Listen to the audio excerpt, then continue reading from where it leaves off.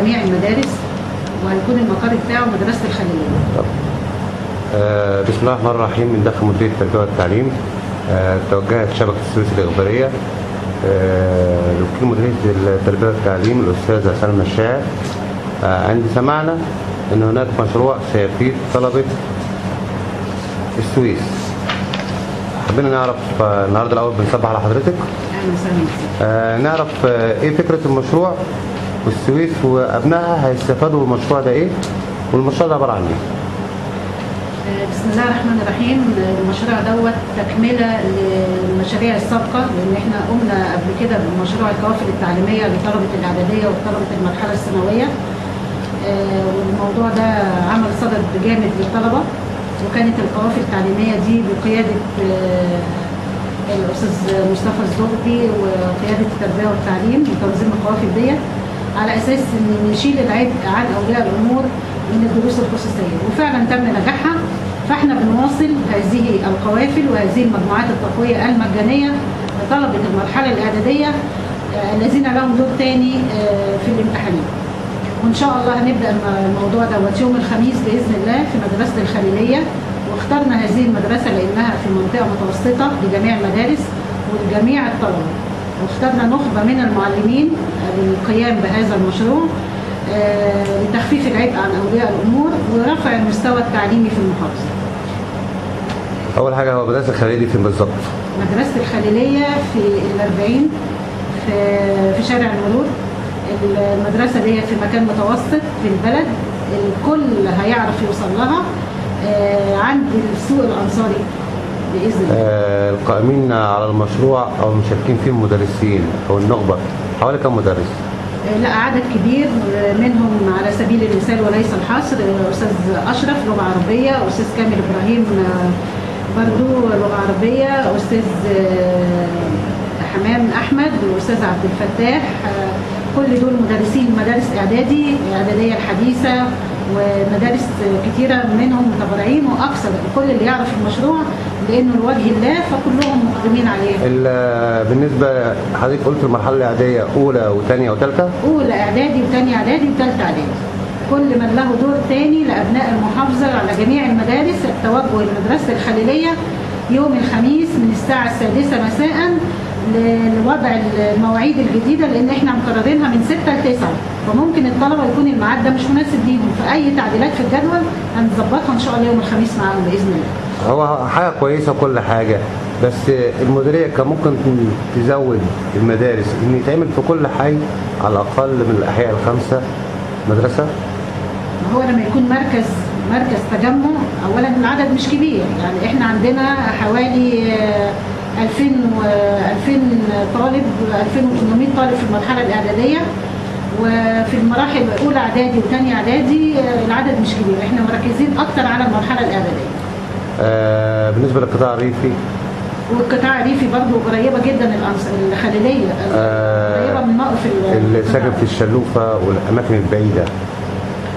إن شاء الله، أصل هي المدة قليلة، المدة بسيطة، يعني احنا بنقول أسبوعين وهنلاقي الإقبال جامد، لأن احنا كنا في الثانوية العامة كان الإقبال جامد وبيجي لنا من القطاع الريفي برضه. طب ده الإعدادية؟ ده الإعدادية. الابتدائية والثانوية هل ممكن يبقى لهم نصيب؟ لا، الابتدائية النتيجة جميلة جدا، الابتدائية النتيجة 90%، فلو هنلاقي ده هيكون مع متابعة مع مدير المدارس لمجموعات تقوية داخل المدرسة. كل مدرسة تقوم بمجموعات تقوية في قلب المدرسة، لكن احنا الإعدادية عايزين نخبة تكون متطوعة للمواد الدراسية كلها: عربي، إنجليزي، رياضة، دين، جميع المواد. بعيدا بقى عن المشروع، في الفترة الجاية مديرية التربية والتعليم في السويس ايه الحاجة اللي ممكن تعملها تفيد بها أبناء السويس كتطوير في المنظومة التعليمية داخل محافظة السويس؟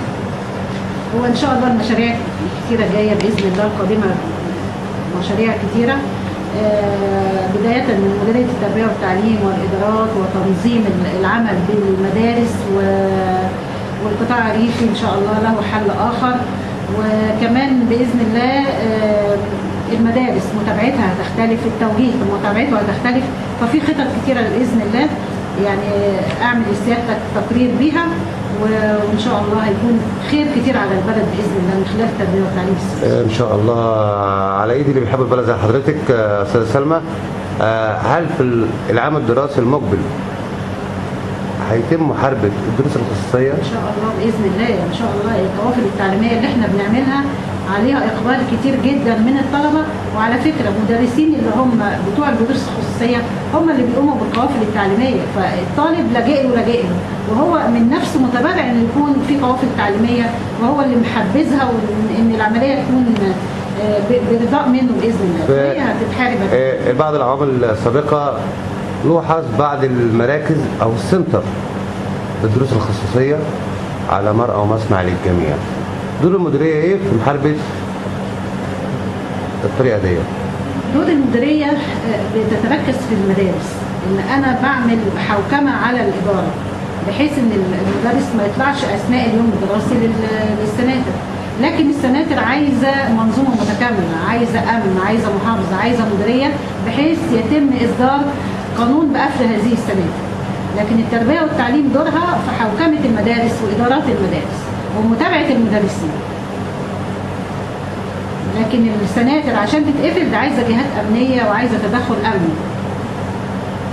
نتمنى الجهات الامنيه تسمع نداء حضرتك ان شاء الله، ونتمنى اولياء الامور والطلبه يسمعوا عن المشروع بتاع حضرتك. انا بتمنى من الطلبه ما تغيبش، يعني الطلبه في العام القادم ان شاء الله يكون في مستوى افضل في المدرسه، وان الطلبه ما تساعدش غيابها هو اللي بيساعد المدرس ان هو يدي درس خارجي، لكن تستمع للمدرس، والمدرس ملزم بمادته العلميه بمتابعه مننا ان شاء الله.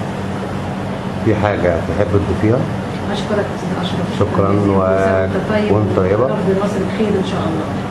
وانت طيبه وحضرتك بخير، ونتمنى يبقى في تواصل ما بين شبكه التلفزيون الاخباريه والتربيه والتعليم. بعد حضرتك. شكرا يا فندم. شكرا يا فندم. السلام عليكم.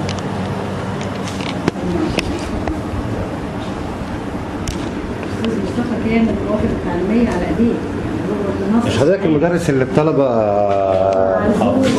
صح كده؟ اهلا بحضرتك. ايه بقى حكايه الطلبه؟ مش عارف، انا فوجئت ان طلبه المحافظه انا قلت في المحاضره لان انا اصلا تخصص طبعا. طبعا دي حاجه شرف لنا المدرسين كلهم يحظوا على منهج حضرتك وينولوا حب الطلبه زي حضرتك. ان شاء الله هنكرم كل من ساهم في القوافل التعليميه، يعني احنا شرفينا ان شاء الله باذن الله كل من ساهم في القوافل التعليميه باذن الله هنكرمه ان شاء الله.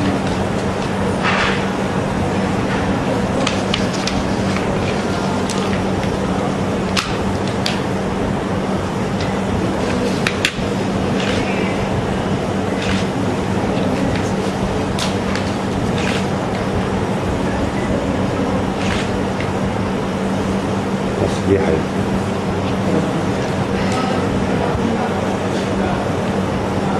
شوف يا استاذ اشرف، انا عارفه ان في اجتماعات كتيره، يعني عرض العمارين ماليش سوى ليها، ودي كانت مطلوبه مننا في الوزاره.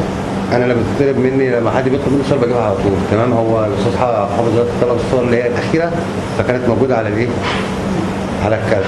لو لقيت لحضرتك صور انا مش هتاخر حضرتك، انت عارفه الكلام ده. انا عارفه والله، انا عارفه، ربنا يقويك. استاذه سلمى، خصوصا ان انت نايله حب الناس كله. الله يعزك استاذ اشرف. لو لقيت حاجه في المكتب عندنا والله العظيم. يا ريت، ربنا يكرمك. ماشي يا فندم. اسفين الازعاج. شكرا. السلام عليكم. السلام عليكم.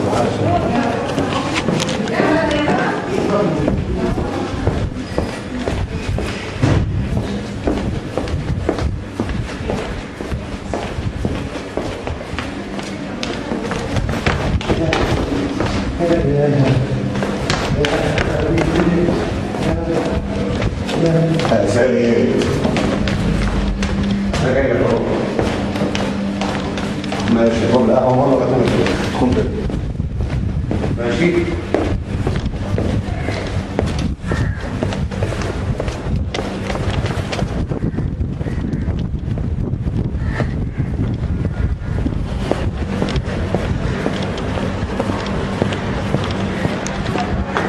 ايه؟ لا